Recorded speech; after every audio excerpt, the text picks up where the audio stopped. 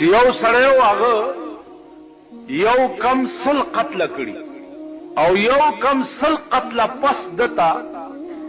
سوچ ورغه چې او ظالم دا به تر کومه پورې ته دا ظلم کوي اراده وکړه چې توبه وباسه او چرته خلق پکار دی چې داغي په لاس باندې زه د خپل ګناه اعتراف وکم او توبه وباسم پلار روان دی اوس یو شیخ پلار مخې ته ورغلی دی ورته حضرت زه خو یو کم 100 قتل می کړی دی او اوس توبه وباسم شیخ چې بنده کړی دا ورته ظالم ستا توبه کوم ځای کې قبلي ورکشه مخې نه مې پناه شه دې سړي ورته ووایي چې ښه ده نو دا یو پکې کم ولې دی بیا چې پوره سلې کبه شیخ نه هم دا سټو والو مړې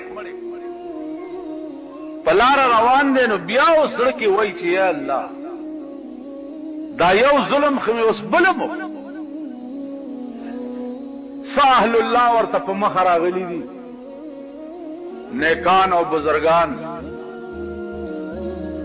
هغوی ته اسلام علیک والیک کړی دی او دا خبره ورته کړې ده چې حضرت ما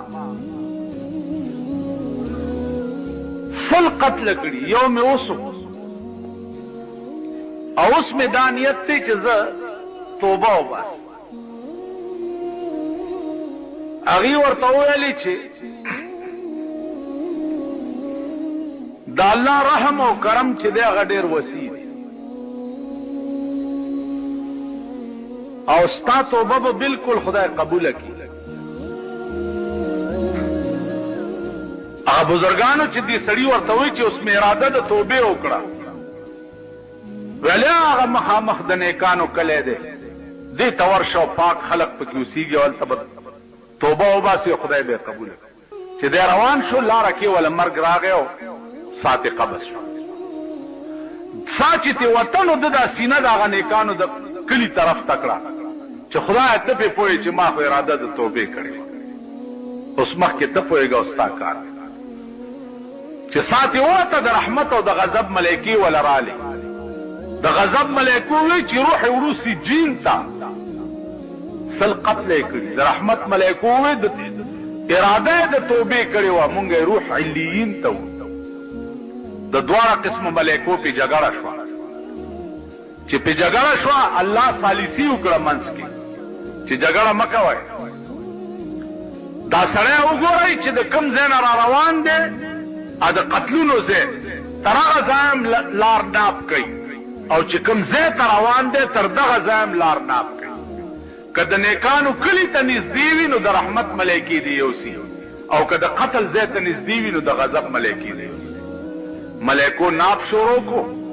او الله د هغه نیکانو کلی یو لیشت ورته را نږدې کړو ثابت کلی را نږدې کړو چې را نږدې کړو نو د ده لاش چې د نیکانو کلي ته نږدې و نو د رحمت ملایکو وګټله او د غضب ملایکو بیلله روح یې هغې واخیستو علیین ته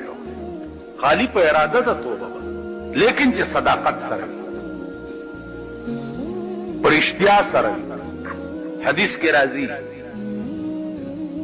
یو سړی و چې مړ کېده نو زامنو ته یې وصیت وکړو چې ما وسوځوئ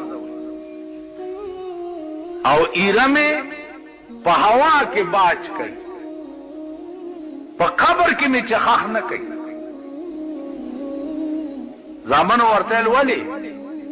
ویل بچو ما خدای له څه کړي نه دي نو چې قبر کې ورپېښ شمه نو ورته خیم به څه چې ځان ته خلاص کړم د دې وجې نه چې اډو خدای ته پیش نه شم چې مړ شو زامنو یې وسوځولو او ایره په هوا کې باج کړه خدای خو په دې قادر دی بلا قادرین علی ان نسوی بنانا کم ذات چې ابتدا کې ته د اوبو نه جوړ کړی هغه ذات تابیا جوړولی نشي جوړې که او ځان ته پیش کړ چې دا وصیت دی ولې کړی د سوځولو ویل خدای څه مې لیدنه چې درته پیش کړم او ځان خلاص کړم الله ورته ویل زه چې ته مانه دومره یېرېدې ما وبخلې